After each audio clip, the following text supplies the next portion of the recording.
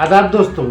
अभी पिछले कुछ दिनों पहले मैंने एक वीडियो जारी किया था, अंधों में काना राजा। वो एसडीएम अकबरपुर के बारे में कहा था कि मैंने शिकायत दी थी किस बारे में और उसने जांच करके क्या रिपोर्ट लगाई है।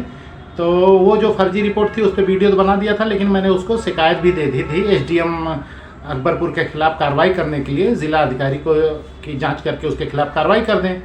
तो मैंने शिकायत क्या दी थी कि श्रीमान जी, मैं शिकायत दिया था कि एडीएम साहब के आदेश का अनुपालन आज तक एसडीएम ने नहीं किया है। जब मैं इसकी शिकायत दिया हूं तो वहां तहसीलदार ने लेखपाल और कानूनगो से रिपोर्ट लगवा दी। वृद्धाश्रम में भर्ती के लिए ये प्रक्रिया होती है, जबकि श्रीमान जी मेरी ऐसी कोई शिकायत नहीं थी वृद्धाश्रम की। और शिकायत के निस्तारण के बारे में मैंने एक्ट के अनुसार फिर से एक शिकायत दी कि श्रीमान जी इन्होंने मेरी शिकायत को स्पेशल क्लोज में निस्तारित किया, जबकि स्पेशल क्लोज से संबंधित नहीं थी। दूसरे की हस्तलिखित अपठनी पोर्टल पे अपलोड की है आख्या, इसके लिए इनको सी श्रेणी दी जानी चाहिए।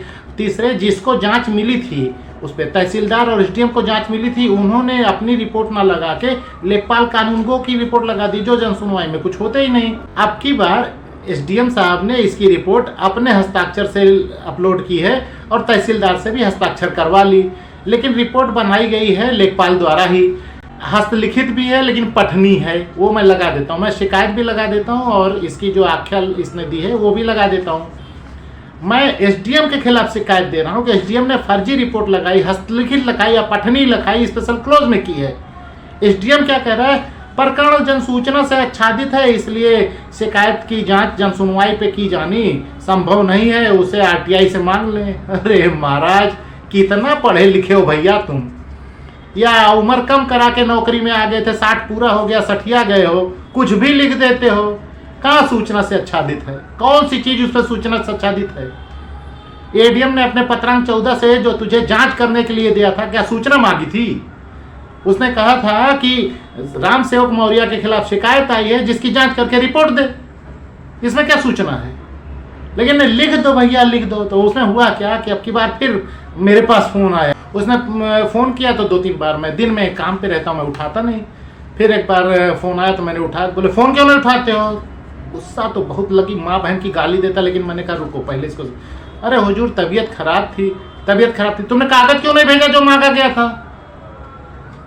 फिर बर्दाश्त कर लिया। मैंने कहा कौन सा कागज? बोले वही जो शिकायत दिए थे उसकी। मैंने कहा भेज दिया था। बोले किस नंबर पे भेजा था बताओ। तो मैंने बताया। बोले फिर से एक बार बताओ। अब मैंने शुरू किया उसकी माँ बहन कि फिर से बताऊं। जब एक बार नाम बता दिया, उसका मोबाइल नंबर 100 बार बताऊं, तेरे बाप का नौकर हूं। खैर फिर लाइन पे आ गया। उसने कहा सर वो लेटर भेज दीजिए। मैंने लेटर भेजा।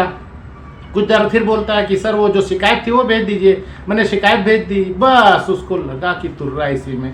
उसने लिख दिया कि ये जनसूचना से आच्छादित है। जनसूचना से आच्छादित है? मैंने क्या मांगा है उसमें? मैंने ये कहा है कि एडीएम साहब ने जो आदेश दिया है उस पर आज तक जांच नहीं की एसडीएम ने।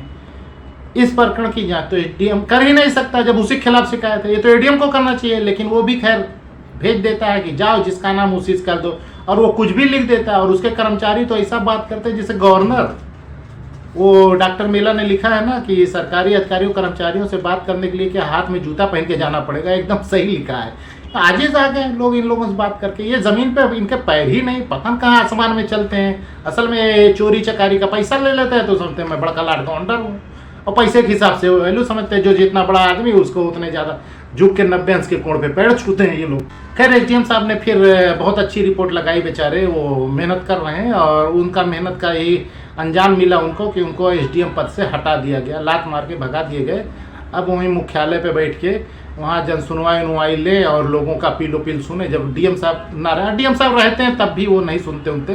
वो अपना पत्रकारों और ठेकेदारों से बैठ के गगा करते हैं कि ये सब सुनेंगे। उसके लिए इनको एसडीएम को बुला लिया है कि तुम वहीं बाहर बैठ के अपना कार्यालय चलाओ, लोगों का लेटर लो और लेटर दो और आगे पीछे फॉरवर्ड करो जो भी है।